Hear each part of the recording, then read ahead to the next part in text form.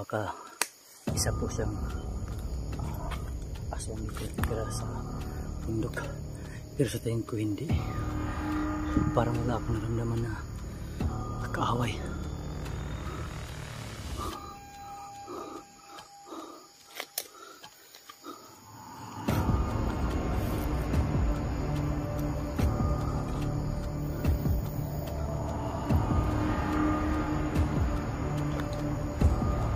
Uy,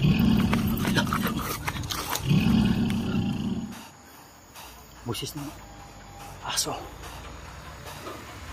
dito sa gubat na ito. Yung taon yun, nagkatago din. Yung taon nagkatago din mga kadol. Hindi ka hinahunting din niya, pero hindi ko alam mga kadol ano kayang ginagawa niya dito sa bundok. Magmasid lang tayo. Tapos paligid na ito.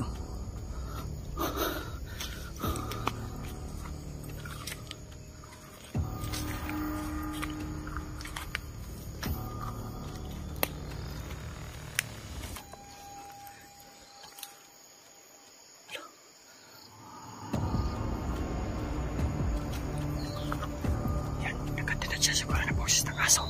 Kinakuha na sundang. Siya. Sundan natin siya, sundan natin. Pero parang nagtutuano din. Parang din ako. Pero wala sa kamera no.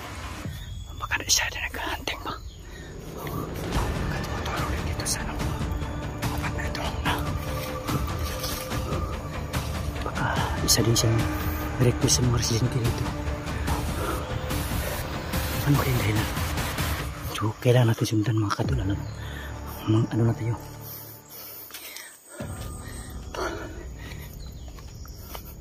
Kailangan ay makausap po natin to. Pero yung kinuha niya po yung ano, yung itak.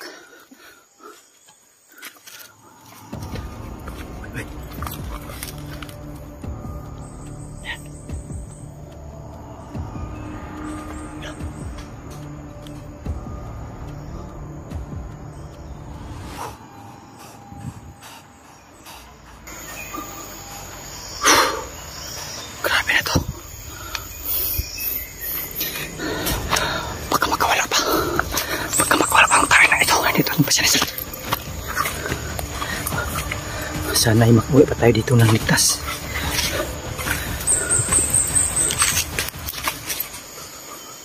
Kamay.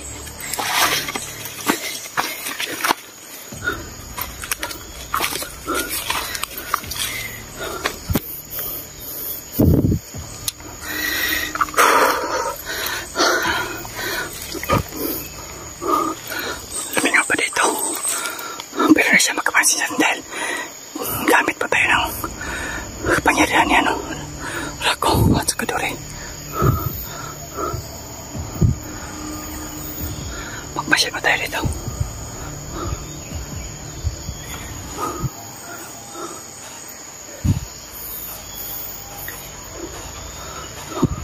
Yan, makatulog, tumayo na siya.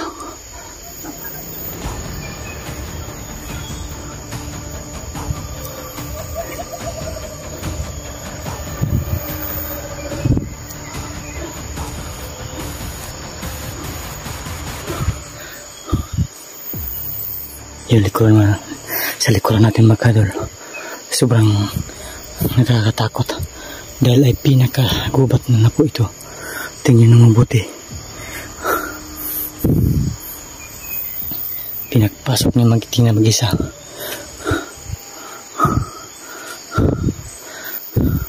Pero hindi pa rin tayo magkumpensa mga kadol. Kailangan hindi magkawala yung tao na yun. Ayan o, para rin siyang may tinutugis, no? Malapit tayo.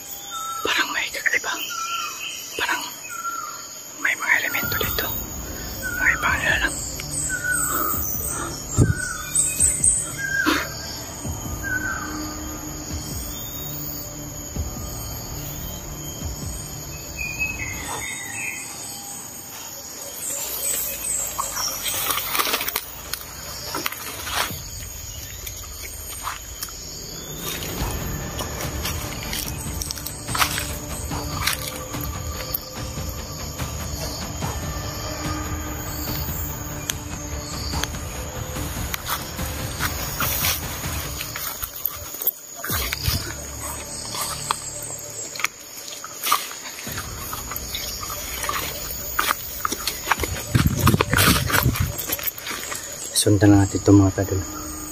Kasi sa tingin ko parang may hinanting po siya. So kanina mga kadol may nadinig tayo ng mga wild dog. Yan pangalan na. Yung mga aso sa gubat. Baka makwala pa.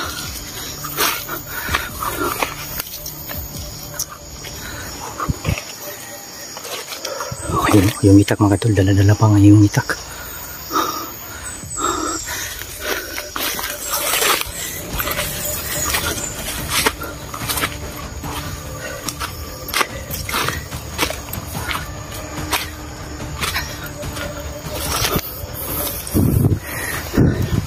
Sino kayang taong pumupunta dito na mag-isa lang? Pero hindi lang dahil sa mga residente dito mga kadol, hindi ko ako pupunta dito kasi nakapakadlikado pala dito.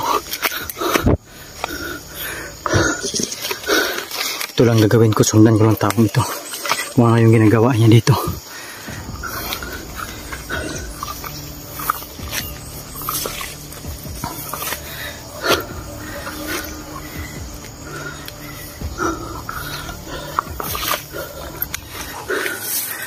Hawak ng yung itak.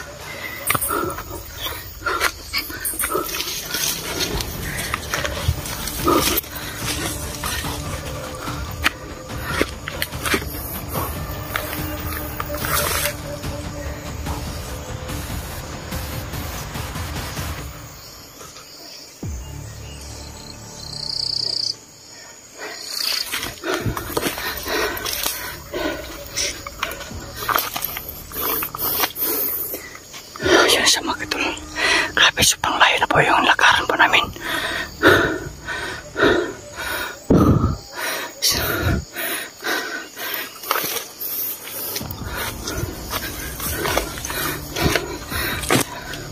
Kapatid, grabe naman to.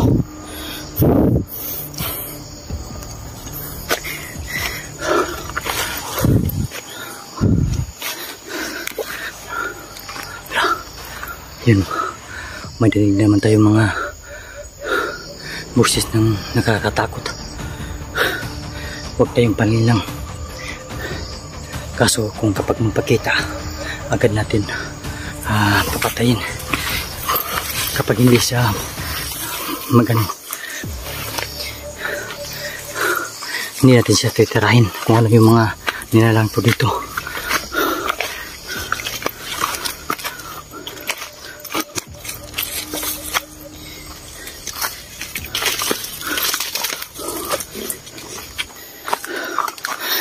Sundan natin to.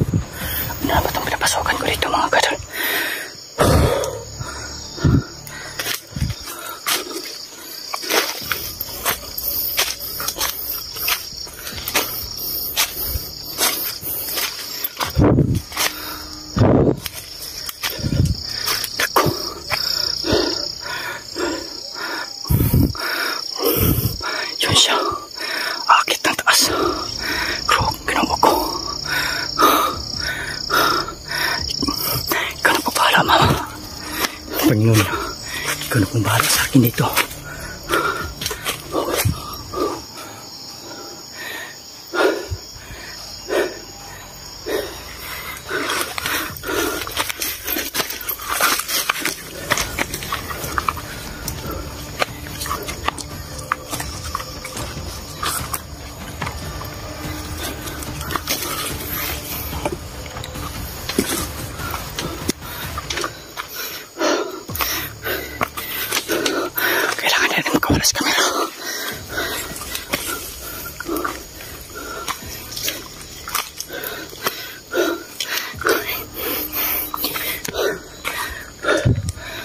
Pasensya na kayo mga idol. Sunod na sunod lang ako. Gusto ko lang talaga matuklasan. Yan. Kung ano talagang mayroon dito. Kaya ang Diyos ang pambala sa akin dito. Sana ay makauwi pa tayo ng ligtas.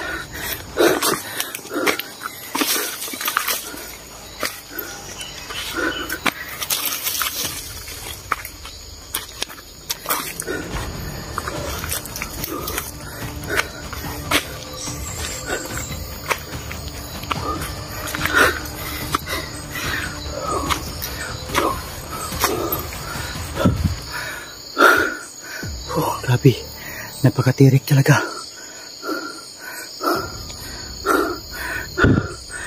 Yan siya mga kadalo. Hindi pa rin siya nakapansin sa akin.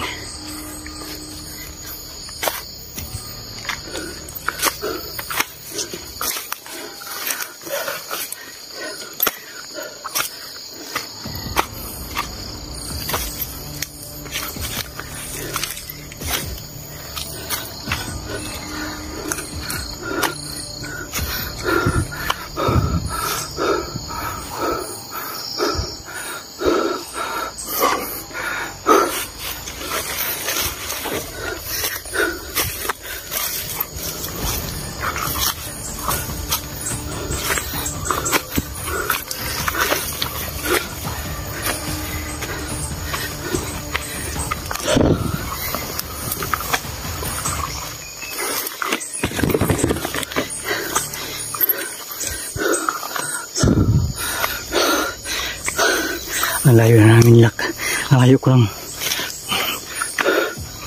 na nilakaran. Hindi ko alam kung saan patungo.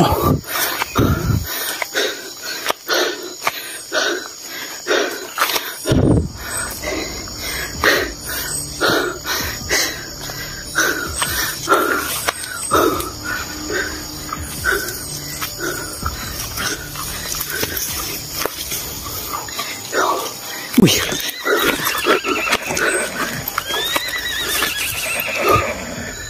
Ayan.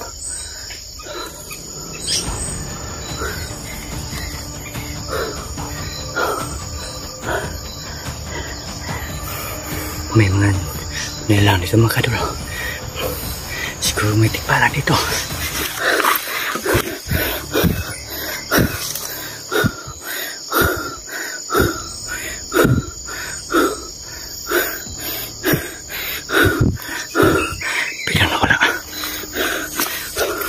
Habulin natin.